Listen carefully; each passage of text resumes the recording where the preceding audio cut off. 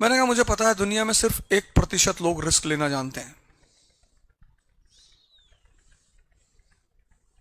बाकी हिम्मत नहीं है किसी की रिस्क लेने। जो वो चाहते हैं वो तुम्हारी पर्सनालिटी को चेक कर रहे हैं और 4-5 उल्टे सीधे क्वेश्चन पूछ लिया कि डॉक्टर अंबेडकर जो सूट पहनते थे वो सिलाते कहां से थे। अपनी एम्बिशन को इसलिए नहीं पूरा कर पाते क्योंकि उनको लोगों के हंसने का डर होता है। जाओ कर लो जो करना है, और उसमें जो लोग ज्यादा हंसते हैं उसमें 2-3 लोगों का नाम डायरी में लिख लो कि तुमको बताएंगे बेटा। हर व्यक्ति को लगता है कि मैं ठीक हूं जब तक चैलेंज उसके सामने नहीं आता। इस समाज को कुछ बातें बहुत क्लियर है, तो वो यूपीएससी को भी क्लियर है। क्लियर ये है कि 95% लोग प्रेशर में परफॉर्म नहीं कर पाते,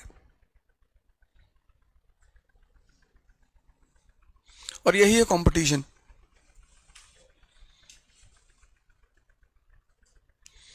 कंपटीशन ज्ञान की जांच नहीं है, पर्सनालिटी की जांच है।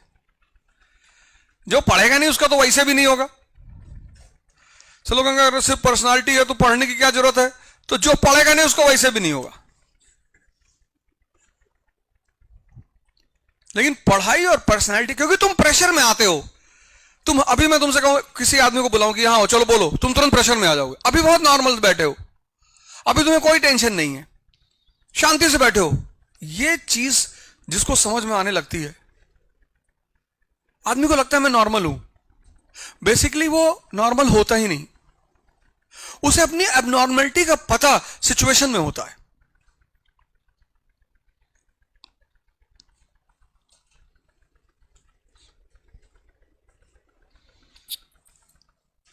हर व्यक्ति को लगता है कि मैं ठीक हूं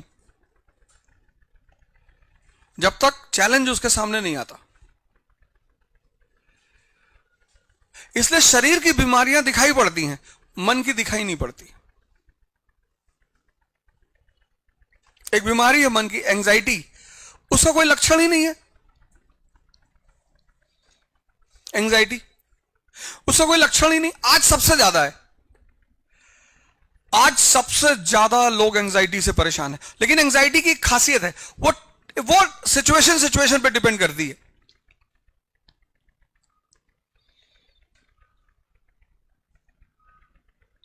ऐसा नहीं कि एंजाइटी है तो दर्द होगा, पेन होगा तो पता चले कि भैया लेफ्ट में दर्द होता। एंजाइटी का कोई आउटवर्ड लक्षण नहीं है, इसलिए एंजाइटी को पकड़ना बहुत मुश्किल है। और चूंकि वो सिचुएशन पे आती है तो आप उस सिचुएशन से भागोगे। आपको किसी ने कहा पब्लिक स्पीकिंग करनी है, अरे आपको कहने भैया हम नहीं बोलेंगे, भैया ये इनको ले जाओ, भैया ये अच्छा बोल लेते हैं, इनको ले आओ। आप ये नहीं मानोगे, आप क्या कहोगे? आप कहोगे कि मुझे बोलना नहीं है भैया ना, आप बोल नहीं पाओगे। आप में से बहुत सारे लोग देखो, बहुत सारी सिचुएशन से आप भागते होगे कि नहीं भैया ये वहां नहीं जाना है, भैया भैया ये नहीं करना है। और समाज का एक बड़ा प्यारा वेपन है आपको भगाने का, कि लोग हंसने लगेंगे। अपनी एम्बिशन को इसलिए नहीं पूरा कर पाते क्योंकि उनको लोगों के हंसने का डर होता है कि लोग हंसेंगे। भगवान कृष्ण को नहीं है, हंसो बे, हमें मक्खन खाना है, हम चोरी करके खाएंगे, छीन के खाएंगे, हम मार के खाएंगे बे, हमें मक्खन खाना है। कोई इथिक्स, कोई मोरालिटी, कुछ नहीं। हम दूसरे घर में घुस जाएंगे रात में, पहले तो मांगेंगे,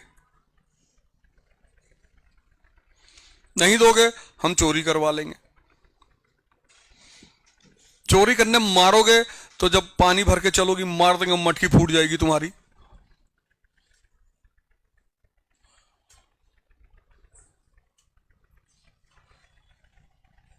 तुम मुझे चोर बोलो चाहे जो बोलो, मुझे मक्खन खाना है। भगवान है।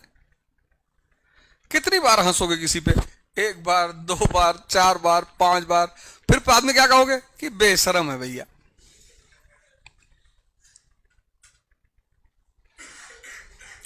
महत्वाकांक्षा का पहली शर्त है बेशरम होना।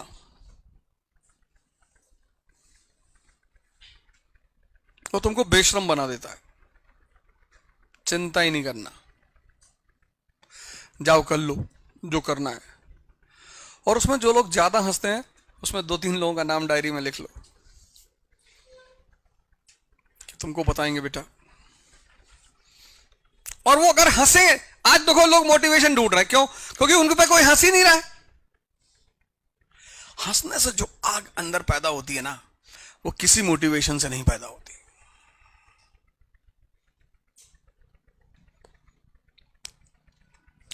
इतनी पावरफुल चीज है हंसना।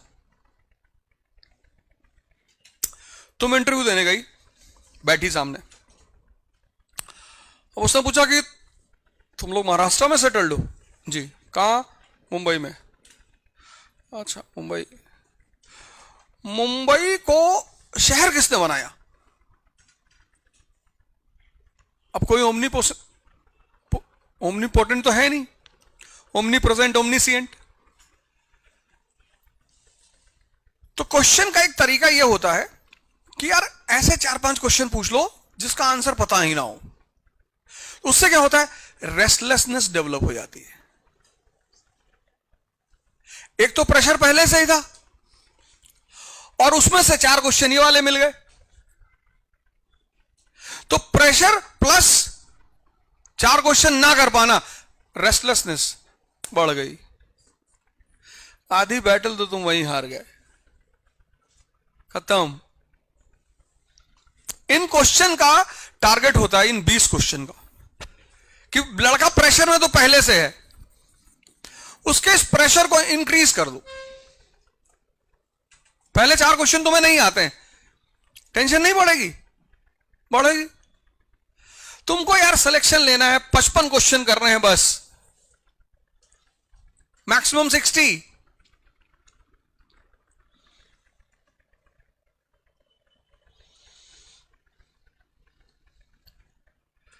अगर जनरल क्वेश्चंस 50 पूछ लिया और 5 तुम यहां से कर ले गए, तो हो गया तुम्हारा काम।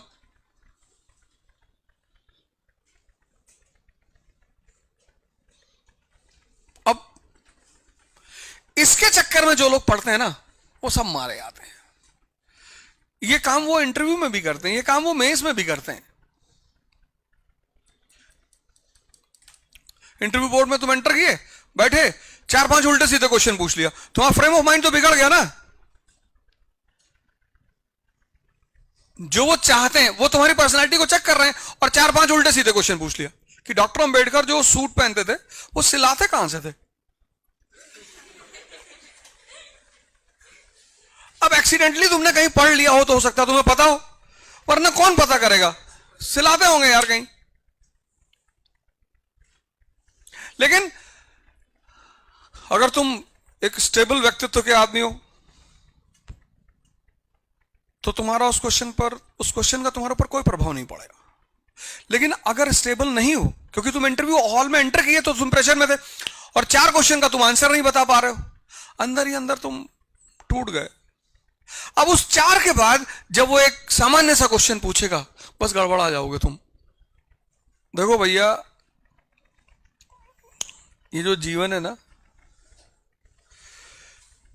हमसे कई बार लोग पूछते हैं कि यार तुमको इतना कॉन्फिडेंस किस बात का है? मैंने कहा फॉर्मूला इसका। क्या फॉर्मूला मतलब? मैंने कहा मुझे पता है दुनिया में सिर्फ 1% लोग रिस्क लेना जानते हैं, बाकी हिम्मत नहीं है किसी की रिस्क लेने।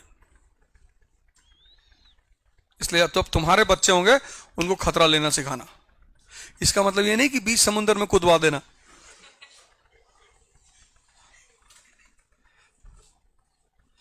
हमारे पिताजी बोले 9th के बाद बोलते थे, भैया तुम जाओ भैया, अपना वो दिवाली में कपड़ा सिलवाना है, अपने मन से ले आओ भैया,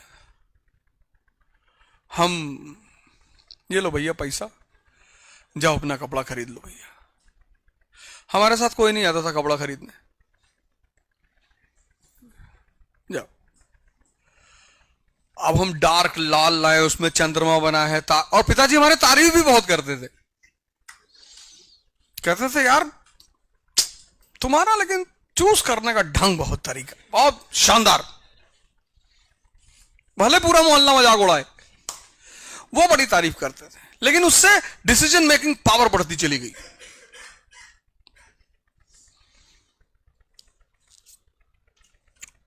कुछ लोग अपने बच्चों को शादी का कपड़ा नहीं खरीदने देते। लड़के की शादी है, वो डिसाइड ही नहीं कर पाता कि मैं किस रंग का सूट पहनूंगा, मां बाप डिसाइड करते हैं।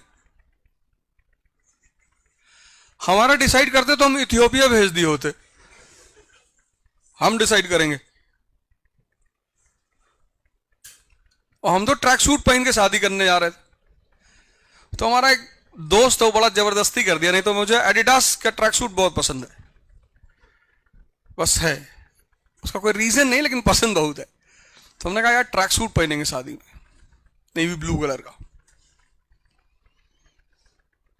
तो लोगों ने कहा भैया ये रिवाज नहीं है। मैंने कहा वही तो तोड़ना है, जो रिवाज नहीं है। और जीवन में करना क्या है? जितने लोग शादी में आएंगे वो सब मरते दम तक याद रखेंगे कि एक शादी में गए तो भैया ट्रैक सूट पहन के आया था दूल्हा। रिवाज ही तो तोड़ना है।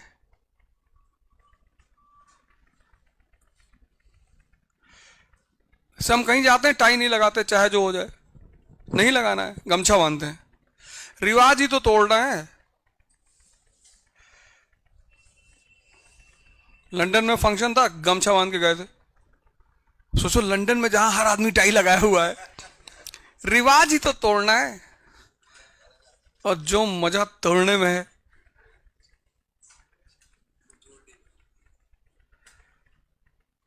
या तो चीजें बनाओ या पुरानी बेकार की चीजों को तोड़ डालो। इंडिया में हिम्मत नहीं पड़ती लोगों की गमछा पहन के चले आए। यहां पे पुणे में एक सोसाइटी है जिसका मैं उसमें प्रोग्राम में आया था पिछले महीने।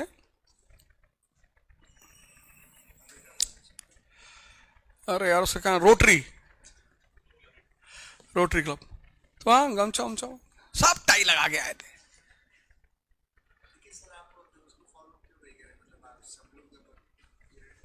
नहीं, कहीं संविधान में थोड़ी लिखा है।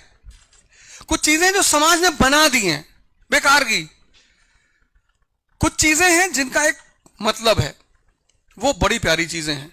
जैसे तुम कलाई बांधे हो ना, तो ये एक्यूप्रेशर का काम करती है, इसका रीजन है। टाई जब वो आदमी पहनता है, यूरोप का आदमी, तो अपने आप को ठंडक से बचाता है, उसका रीजन है। इंडिया में टाई को एरिस्टोक्रेसी से जोड़ दिया है, वो गलत रीजन है। टाई पहनना गलत नहीं है। आप लंदन में पहनो दिसंबर में, आप टॉन्सिल से बचे रहोगे, ये पूरा एरिया आपका ठंडक से बचा रहेगा, आपकी ये चीजें कवर्ड रहेंगी। आप शादी में जा रहे हो इंडिया में, मई की दोपहर में, आपने लाल पीटी शूज पहन रखा है और ब्लू जीन्स और येलो शर्ट, उस पर ग्रे टाई बांध के आप साइकिल पे बैठ के शादी में जा रहे हैं क्योंकि आप अपने आप को बड़ा दिखाना चाहे। वो कितनी गलत चीज है। मैंने ये नहीं कहा, तुमने ध्यान नहीं दिया, मैंने कानूनों तोड़ने की बात नहीं की, मैंने कहा रिवाज। तुम मेरे शब्दों पे ध्यान देना, मैंने रिवाज तोड़ने की बात की है। जैसे अभी कहीं कोई प्रोग्राम हो रहा था, तो वो जो मेशराम जी हैं, जो दलित लीडर हैं, तो उनको किसी क्षत्रिय लीडर ने कहा कि ये पहले आप पानी पीजिए आधा, फिर हम आप में से पिएंगे। आप दलित, हम क्षत्रिय, पहले आप बोतल का आधा पानी पीजिए, फिर हम उस आधे को वापस पिएंगे, क्योंकि छुआछूत के रिवाज को तोड़ना है। छुआछूत कानून नहीं है, रिवाज है।